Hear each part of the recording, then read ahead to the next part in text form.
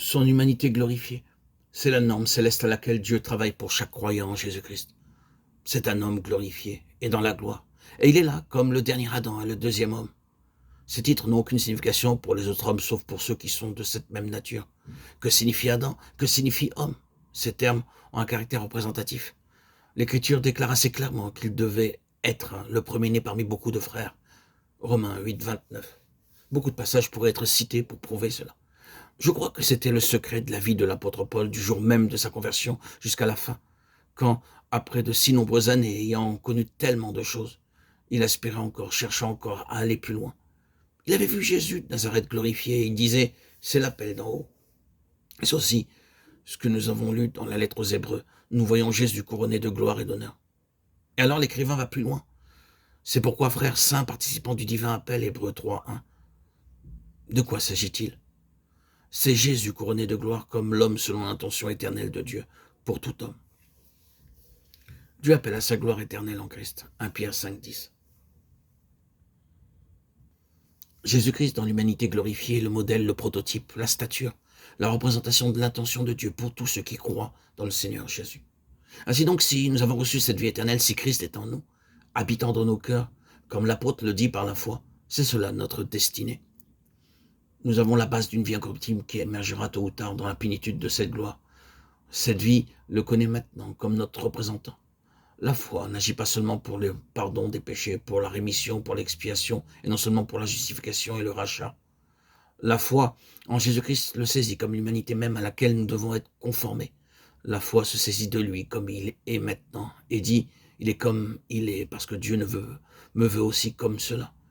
Et si nous le connaissons, l'Esprit de gloire en nous sur cette base chaque jour opère pour faire de nous selon ce qu'il est, pour nous transformer, pour être transfigurés, nous conformer à son image. Toute la signification des activités et des méthodes de l'Esprit de Dieu dans nos vies consiste à poser une fondation pour la gloire. Et cette fondation est sur ce principe de l'incorruptibilité.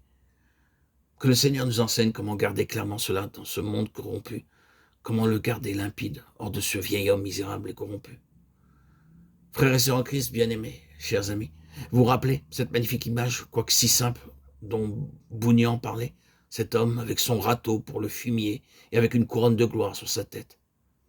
Il était tellement occupé avec son râteau, si obsédé de ce qui était en bas, dans la boue, qu'il ne voyait pas la gloire et qu'il a tout perdu. Rappelez-vous, frères et sœurs, ce fumier, c'est notre vieil homme. Et nous tournons toujours autour de lui pour voir si nous pourrons trouver quelque chose de bien en lui, une certaine gloire. Nous sommes, semble-t-il, incapables d'apprendre cette leçon. C'est qu'il n'y a aucune gloire dans ce domaine et qu'il vaudrait mieux cesser nos vaines recherches. Chers amis, auditeurs, auditrices, disons cela à ce vieil homme et ne tournons plus autour de lui. Ne le regardons plus. Cessons d'être centrés sur nous-mêmes, sur notre propre force, sur nos qualités charnelles, sur nos qualités humaines. Détournons nos yeux de lui et regardons en haut vers le Seigneur de gloire. Et ainsi, nous trouverons le chemin de la gloire.